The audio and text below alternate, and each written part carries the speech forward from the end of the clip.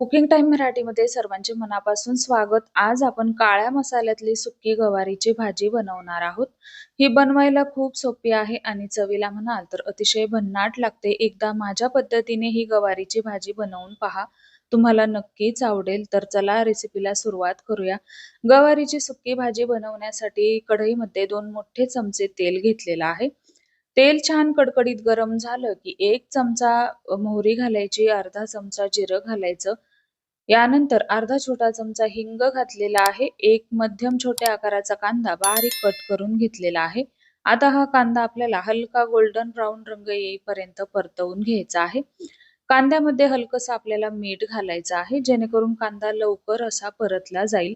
यानंतर एक छोट्या आकाराचा टोमॅटो बारीक कट करून घेतलेला आहे. टोमॅटो घातल्यामुळे गवारीला खूप छान अशी चटपटीत चव येते. टोमॅटो नक्की घालून पहा, तुम्हाला नक्कीच भाजी आवडेल. टोमॅटो घातल्यानंतर परत हा आपल्याला परतवून घ्यायचा आहे. टोमॅटो चांगला मऊसूत होईपर्यंत परतवून झाला की गॅसची फ्लेम बारीक करायची आहे. आता यानंतर यामध्ये आपल्याला घालायचं आहे 7 ते 8 लसणाच्या ठेचलेल्या पाकळ्या. लसूण घातल्यामुळे सुद्धा भाजीला खूप छान चव येते. अगदी गावरान पद्धतीची भाजी लागते. ठेचलेला लसूण घातला तो सुद्धा आपल्याला हलकासा परतवून घ्यायचा आहे. आता यानंतर यामध्ये आपल्याला एक मोठा चमचा बेसन पीठ घालायचं आहे. बेसन पीठ घातल्यामुळे भाजीला खूप छान रिचनेस येतो, छान दाटसरपणा येतो. बेसन पीठ घातलं. आता हे बेसन पीठ आपल्याला चांगलं कांद्या व टोमॅटो सोबत भाजून घ्यायचं आहे. व्हिडिओमध्ये तुम्हाला दिसत असेल छान असं फुललं गेलेलं आहे.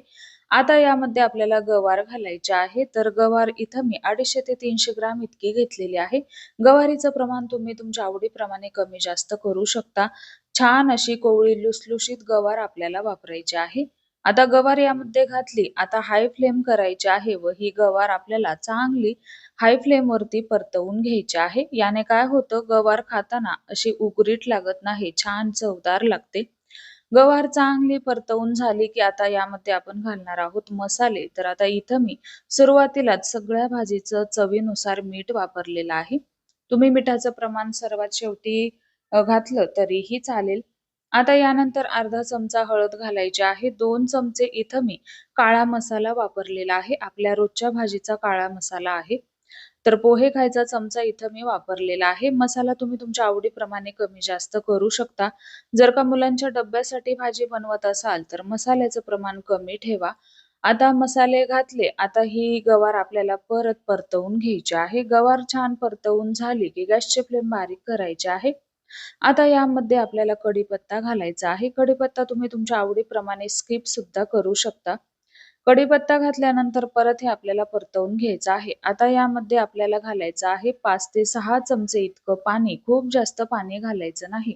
पाणी घातल्यानंतर ही गवार आपल्याला शिजवून घ्यायची आहे. जर का तुम्ही गवार फक्त वाफेवर शिजवून घेणार असाल तर पाणी नाही घातलं तरी सुद्धा चालणार आहे. मात्र वाफेवरती शिजवणाऱ्या गवारीला आपल्याला तेलाचं प्रमाण थोडंसं जास्त घ्यावं लागतं. आता पाणी घातलं. आता गवार आपल्याला झाकून ठेवायची आहे व ही आपल्याला शिजवून घ्यायची आहे. ताटावरती थोडंसं पाणी घालायचं आहे. याने काय होतं, लवकर आपण जी भाजी शिजवतोय ती शिजली जाते. तर आता इथे पहा, भाजीला छान असं पाणी सुटलेलं आहे. खूप जास्त सुद्धा पाणी सुटलेलं नाही. पण आता हे पाणी आपल्याला थोडंसं आटवून घ्यायचं आहे, कारण आपण सुक्की मसाल्यातली गवार बनवतोय.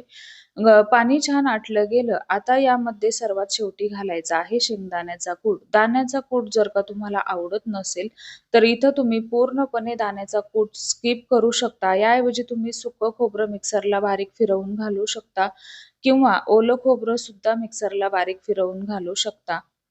तर दाण्याचा कूट घातल्यानंतर परत ही भाजी आपल्याला परतवून घ्यायची आहे व छान अशी तेल सुटेपर्यंत आपल्याला ही गवार परतवायची आहे. तर तयार झाली आपली मसालेदार चमचमीत अशी गवार. सर्वात शेवटी बारीक चिरलेली कोथिंबीर घालायची आहे. तर ही भाजी तुम्ही डब्यासाठी देऊ शकता, शाळेच्या डब्यासाठी, ऑफिसच्या डब्यासाठी. तयार केलेली भाजी चपातीसोबत खाऊ शकता, भाकरीसोबत सुद्धा खाऊ शकता, डाळ-भातासोबत सुद्धा खाऊ शकता. तर कशी वाटली रेसिपी? आवडल्यास लाईक, शेअर, सबस्क्राईब करा. धन्यवाद.